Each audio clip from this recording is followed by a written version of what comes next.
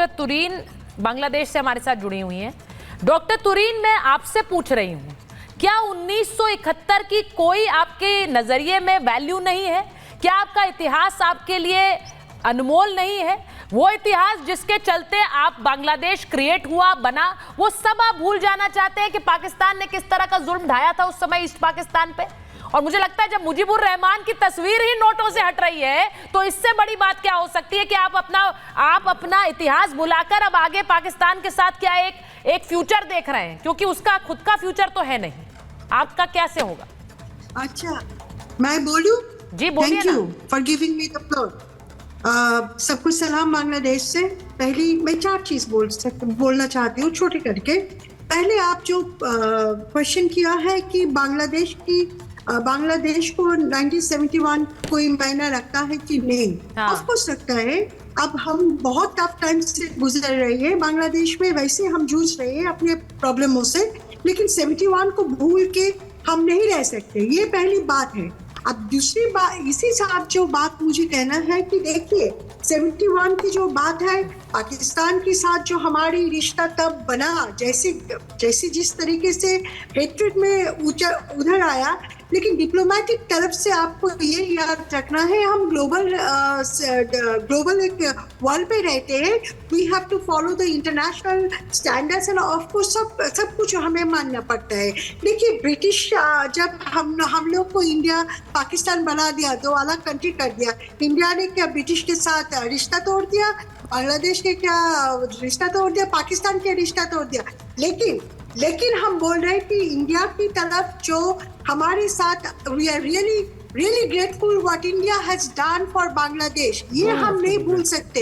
ये है historical reality. छोड़ के हम आगे चलेंगे तो मुश्किल है। दूसरी बात है, आपने आतंकवादी की जो क्वेश्चन पूछा, आतंकवादी के सिर्फ इंडिया के लिए प्रॉब्लम है, हमारे लिए नहीं है। मैम लग नहीं रहा है जी आपके लिए, मैम लग नहीं रहा है आपके लिए। देखिए मैं आपसे डॉक्टर तुरीन, मैं इसीलिए कह रही हूँ, एक सिक्योरिटी क्लियरेंस क्यों लगाया गया था पाकिस्तान के लोगों के लिए? मैं इसलिए पूछ रही हूँ, आपके लिए आतंकवाद बहुत ज्यादा मुश्किलें खड़ी करेगा, क्योंकि पाकिस्तान एक ऐसा देश है जहां आतंकवाद की वजह से ही इस हाल में पहुंचा है। पूरी दुनिया में अगर आतंकवाद का कोई हब है तो उसे पाकिस्तान कहते हैं। आरजू यहाँ बैठी हुई है, आई एम सॉरी आरजू, मैं ये बोल रही हूँ, लेकिन ये हकीकत है, आप जानती हैं, इस पर हमने कई डिबेट्स किए हैं। आपने क्लियरेंस हटा दिया है, वहां पर हाफिज सईद, वहां पर मौलाना मसूद अजहर सब आएंगे। सर मैम आपके यहाँ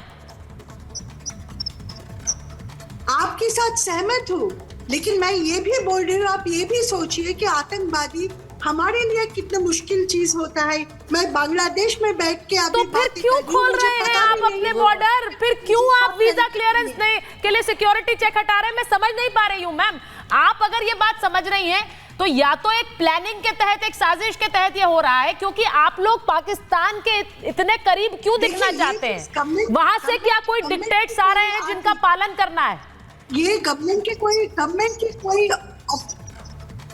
की कोई बंदा ही बता सकते हैं ये चीज we are not in a position. अच्छा इमदादुल्लाह जी को लीजिए एक मिनट, मैं आ रही हूँ आपके पास। राधिका जी मिस्टर विनोद मिश्रा, ठीक है, मैं एक बार विजिटिंग बांग्लादेश। ठीक है राधिका जी, ये इस वक्त जो पूरा हिंदुस्तान में, हम भारत में देख रहे हैं कि जगह जगह प्रदर्शन हो रहे हैं, क्योंकि वहां हिंदू माइनॉरिटीज पर अटैक है, और अब तो सड़क पर उतरकर जो कट्टरपंथी है वो कह रहे हैं भारत से जंग होनी चाहिए, भारत के खिलाफ जंग होनी चाहिए। मौलाना ऐलान कर रहे हैं कि अगर 14.5 करोड़ मुसलमान यहां से घुस जाए हिंदुस्तान में तो कब्जा कर लेंगे दिल्ली पर। ये तकरीरें हो रही हैं मैम, इनके खिलाफ, या फिर भारत अपने लिए क्या कर रहा है ये बताना जरूरी है लोगों को देश में।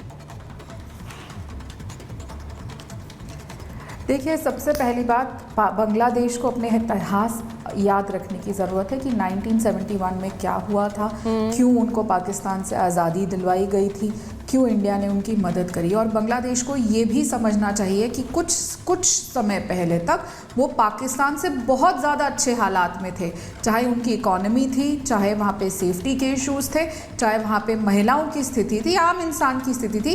पाकिस्तान के तो ऐसे हालात थे कि वहाँ के प्रधानमंत्री को अपनी गाड़ी तक बेचनी पड़ रही थी, इतनी बुरी हालत उनकी इकॉनमी की हो रखी थी। और हमने देखा है कि पाकिस्तान में क्या हालात हुए थे।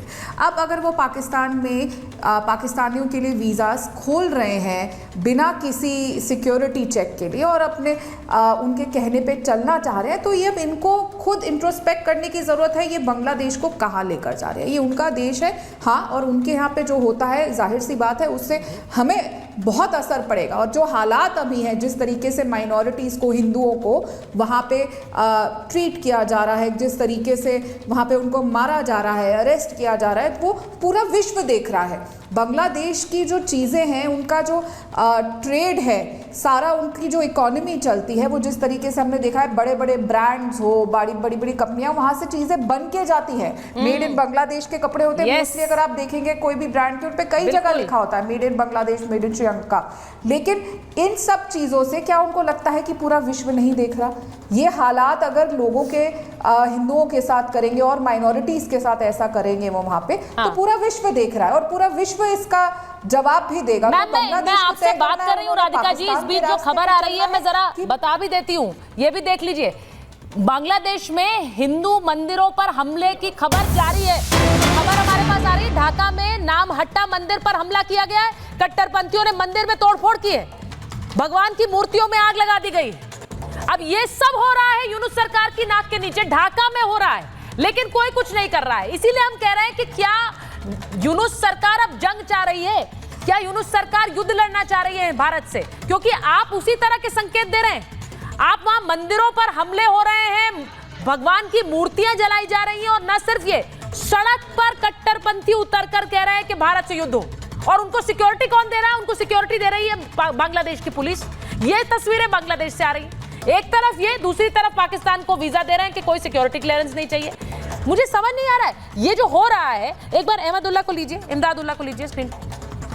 इमदादुल्लाह, मैं आपसे पूछ रही हूं, ये आप कह रहे हैं कि वर्ल्ड इज वन, पूरी दुनिया एक है, बाकी देशों के साथ हम रिश्ते अच्छे रखना चाहते हैं, उसी में पाकिस्तान है। ये रिश्ते अच्छे रख रहे हैं भारत के साथ?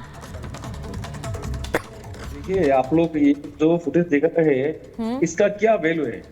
क्या वैल्यू है? लाइव टेलीकास्ट कर रहा है, लाइव टेलीकास्ट नहीं कर रहा है। ये जो रिपोर्ट है, ये 5 अगस्त 2014। सर आप बोल रहे हैं नहीं से बात हुआ, उसी दिन का फुटेज है। उसी दिन का पहले का फुटेज है। वो फुटेज आप आज दिसंबर में आके दिखा रहा है। नहीं, इसलिए दिखा रही हूँ, सुनिए हमारी इमदादुल्लाह, इसलिए दिखा रही हूँ क्योंकि वहां पर जो ये एक रेवोल्यूशन हुआ, जिसे आप रेवोल्यूशन कहते हैं, जिसे आप उनका ऑडियो देते रहिए जरा, उनका आप रेवोल्यूशन कहते हैं।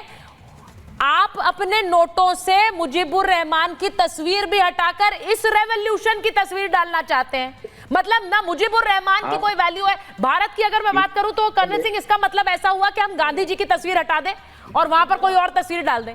मेरा एग्जैक्टली डिफरेंट पॉइंट है। देखिए, जो हिंदूज बांग्लादेश में रहते हैं वो बांग्लादेशी हिंदू है। पहली बात, उनका वहां रहने का हक है, कोई बात ही नहीं है इस पर। ज्यादा बड़ी बात यह है कि मैं तो इवन जो बीजेपी स्पोक्समैन है